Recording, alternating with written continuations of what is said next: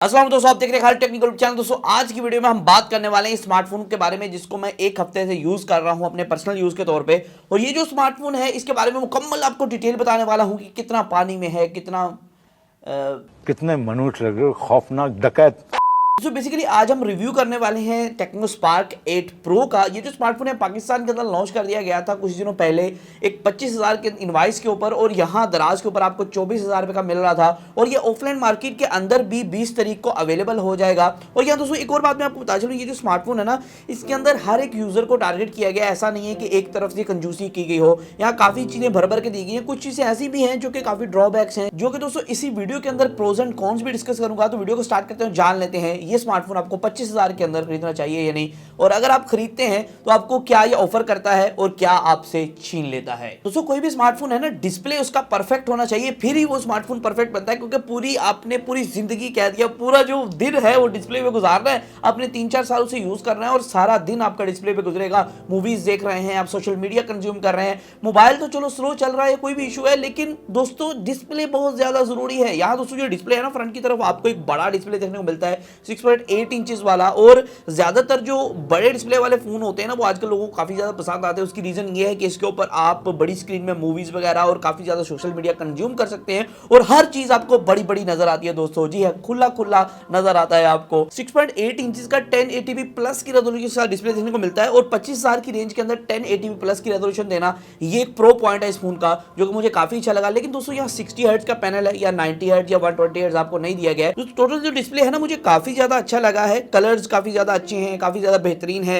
1080x जो है 2460 का इसका डिस्प्ले है। और इसके अंदर अगर मजीद बात करूं, ऊपर की तरफ पंच होल है जिसके अंदर आपको कैमरा भी देखने को मिलता है, और नीचे की तरफ हल्का सा बेजल है। बाकी इसके सामने जो है कोई भी बेजल नहीं है, एक बेजल स्क्रीन है, जो कि दोस्तों आपको काफी अच्छा एक्सपीरियंस देता है। और दोस्तों डिस्प्ले की बात हो ही रही है तो मैं बताता चलूं, इसके अंदर वाइड वन L3 का सपोर्ट है। मतलब कि नेटफ्लिक्स जो है वो, ये नेटफ्लिक्स कोई भी ऑनलाइन जो मीडिया कंज्यूमिंग एप्स है उसके अंदर आप जो है 480p तक की वीडियो जो है वो देख पाएंगे। दोस्तों स्मार्टफोन के ऊपर बैक की तरफ जो डिजाइन है ना, ये एक इसका मेन फैक्टर है सेल होने का। काफी लोगों को डिजाइन काफी ज्यादा पसंद आया और उन्होंने पहले ही ऑर्डर कर दिया होगा मेरे कहने से पहले, क्योंकि यहाँ जो डिजाइन है ना वो काफी कमाल का आपको देखने को मिलता है। एक न्यू डिजाइन है, मैं कह सकता हूँ स्मार्टफोन्स के अंदर पहले ऐसा डिजाइन देखने को नहीं मिला है। ये कुछ स्मार्टफोन के अंदर देखने को मिला था, लेकिन इस तरह का डिजाइन नहीं था जो कि बैक शाइनी हो, ऊपर की तरफ से नीचे की तरफ मैट हो, और काफी ऑसम डिजाइन बन जाता है। बैक की तरफ ट्रिपल कैमरा सेंसर है, एक डुअल एलईडी फ्लैश है। बैक की तरफ फिंगरप्रिंट सेंसर नहीं है क्योंकि साइड माउंटेड फिंगरप्रिंट स्कैनर आपको दिया गया है, और टाइप सी के पोर्ट 3.5 जैक और एक सिंगल स्पीकर आपको देखने को मिलता है। यहाँ डुअल स्पीकर की फैसिलिटी नहीं मौजूद है, लेकिन सिंगल स्पीकर जो है वो ओवरऑल काफी अच्छा परफॉर्म कर रहा था। तो स्मार्टफोन के अगर कैमरा की बात आई गई है भाई, बैक की तरफ 3 कैमरे हैं, फ्रंट की तरफ सिंगल कैमरा है। वैसे दोस्तों सीधी बात ये है कि बैक की तरफ जो 3 कैमरे हैं ना, उसमें से एक जो है वो AI सेंसर के नाम से है, जो कि PDF सेंसर है, उसका कोई भी काम नहीं होता। वैसे डेप्थ सेंसर और मेन सेंसर है जो कि यहाँ वर्क करेगा। और यहाँ दोस्तों मेन सेंसर जो है उसकी क्वालिटी थी मुझे काफी अच्छी देखने को मिल रही थी। जो प्रोसेसर था वो काफी अच्छा उसे जो है मैनेज कर रहा था, और काफी अच्छे कलर बूस्ट कर रहा था, और काफी अच्छे फीचर से। बैक कैमरा का 48 मेगापिक्सल का मेन सेंसर है, जो कि आपको अच्छी क्वालिटी, बहुत कमाल की क्वालिटी प्रोवाइड कर रहा था। और यहाँ दोस्तों बैक की तरफ से 2K आप रिकॉर्डिंग कर सकते हैं, जो कि 30 FPS पे होगी। और यहाँ दोस्तों बैक की तरफ वीडियो बुके और वीडियो ब्यूटी का ऑप्शन भी अवेलेबल था, और बैक की तरफ स्लो मोशन का एक अवेलेबल था, जिसके अंदर स्लो मोशन भी आप कर सकते हैं। दोस्तों बैक के अंदर पोर्ट्रेट और सारी चीजों को देखने को मिल रहा था, लेकिन दोस्तों पोर्ट्रेट के अंदर आपको पोर्ट्रेट स्लाइडर यहाँ नहीं दिया गया है। आजकल मैं देख रहा हूँ टेक्नो के जितने भी फोन आ रहे हैं उनके अंदर पोर्ट्रेट स्लाइडर बड़ा मिसिंग है। तो ये मेरे टेक्नो को होगा कि पोर्ट्रेट स्लाइडर अगर डाल दिया जाता, वो एक एडिशनल फीचर होता है जो कि आपको दिली सेटिस्फेक्शन देता है, आपको महसूस कराता है कि आपने हाथ में कोई बड़ा फोन पकड़ा हुआ है, DSLR टाइप। वीडियो के अंदर दोस्तों कहीं भी आपको EIS या OIS का सपोर्ट आपको नहीं देखने को मिलता है। यहाँ आपको कोई भी सॉफ्टवेयर बेस्ड भी इमेज स्टेबलाइजेशन नहीं देखने को मिलती है, लेकिन वीडियो का रिजल्ट आपके सामने आपको अंदाजा हो रहा होगा। अगर फ्रंट की बात करें, फ्रंट 8 मेगापिक्सल का एक सेंसर है। वैसे मेगापिक्सल काउंट की बात करें काफी ज्यादा कम था, लेकिन ओवरऑल परफॉर्मेंस काफी अच्छी दे रहा था। लेकिन यहाँ डायनेमिक रेंज फ्रंट कैमरा की थोड़ी कम लगी मुझे, जहाँ पीछे सूरज आता था वहां थोड़ा सा कंट्रोल करना इसके लिए मुश्किल हो जाता था। लेकिन वीडियो क्वालिटी फ्रंट की तरफ भी 2K 30 FPS की देखने को मिलती है, और सेम फीचर्स हैं, वीडियो बुके, वीडियो ब्यूटी, सारा कुछ आपको फ्रंट साइड पे भी देखने को मिलता है। लेकिन फ्रंट साइड पे आपको स्लो मोशन नहीं देखने को मिलता है, बैक कैमरा पे ही स्लो मोशन है जो कि आप कर पाएंगे। अस्सलाम वालेकुम दोस्तों, तो इस टाइम जो आप रिजल्ट देख रहे हैं इसके फ्रंट कैमरा से 2K रिकॉर्डिंग का देख रहे हैं, तो थोड़ा सा फ्रंट कैमरा वीडियो के अंदर कम वाइड है, लेकिन इसकी जो स्टेबलाइजेशन है वो ठीक ठाक है। अगर मैं चलता भी हूँ तो ज़्यादा नहीं हिलता, लेकिन स्टेबलाइजेशन इसके अंदर नहीं है, जो कि स्पेसिफिकेशन के अंदर किसी भी किस्म की स्टेबलाइजेशन का बताया नहीं गया है। सॉफ्टवेयर बेस थोड़ी सी मुझे लग रही है यहाँ। दोस्तों इसके अंदर AR शॉट्स का भी फीचर अवेलेबल है, मतलब कि चंगे भले इंसान को अगर तुम भालू कुत्ता बिल्ली बनाना तो बना सकते हो।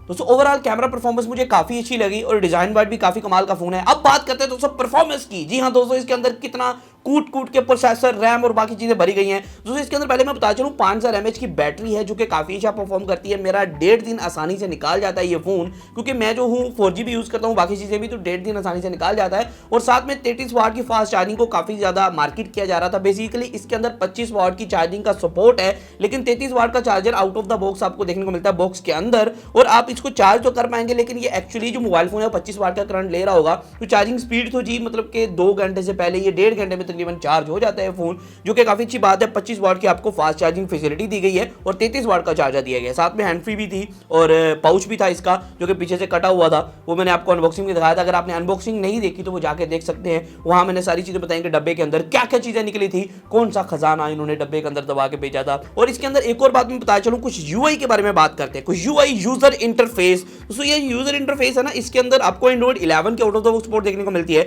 और इसके अंदर आपको अगर आप पूछें कि इसके अंदर कॉल रिकॉर्डिंग और फ्लैश टू कॉल का ऑप्शन भी अवेलेबल है, जिससे आप कॉल रिकॉर्डिंग फोन के अंदर ही कर पाएंगे, आपको और एडिशनल कोई चीज करने की जरूरत नहीं है। एक चीज मुझे इसके अंदर अनोइंग लगी, अक्सर जो टेक्नो के फोन आते हैं उसके अंदर ये होता है कि अगर आप गूगल प्ले स्टोर पे जाते हैं और वहां नेटफ्लिक्स को सर्च करते हैं, तो नेटफ्लिक्स की ऐप वहां से आप डाउनलोड नहीं कर सकते, आपको अलग से एपीके डाउनलोड करना पड़ेगा। तो ओवरऑल जो नेटफ्लिक्स का एपीके है, बाहर से डाउनलोड करने पे, गूगल से डाउनलोड करने पे सही साथ चल रहा था। अगर दोस्तों ब्लोटवेयर की बात करें, इसके अंदर काफी ज्यादा ब्लोटवेयर देखने को मिल रहे थे। और एक मुझे अच्छी चीज लगी कि इस फोन के अंदर ऐड नहीं थे। पुराने फोन आते थे ना, उसके अंदर एड देखने को मिलते थे। दोस्तों इस फोन के अंदर फिंगरप्रिंट स्कैनर भी है और फेस अनलॉक भी है, जो कि दोनों काफी ज्यादा फास्ट वर्क करते हैं। अब दोस्तों मेन परफॉर्मेंस की बात करते हैं। दोस्तों इसके अंदर जो गेमिंग है ना, 40 FPS पे कर सकते हैं ड्यू टू G85 प्रोसेसर, जो कि 2 लाख के करीब आपको एंड्रॉइड स्कोर देखने को मिलते हैं। मैं एंड्रॉइड ऊपर शो कर रहा हूं, एंड्रॉइड स्कोर इसका 2,20,000 के करीब है। मैं एग्जैक्ट आपको बताता हूं, 2,18,700 जो है 64 स्कोर है। ये इंग्लिश उर्दू इकट्ठा मैंने मिक्स कर दिया, गुलाबी उर्दू बोल रहा हूं। गेमिंग के हवाले से बात करें, 40 FPS पबजी पे अवेलेबल थे और 40 FPS पे पबजी बहुत अच्छी कह रहा था, बहुत कमाल की चल रही थी।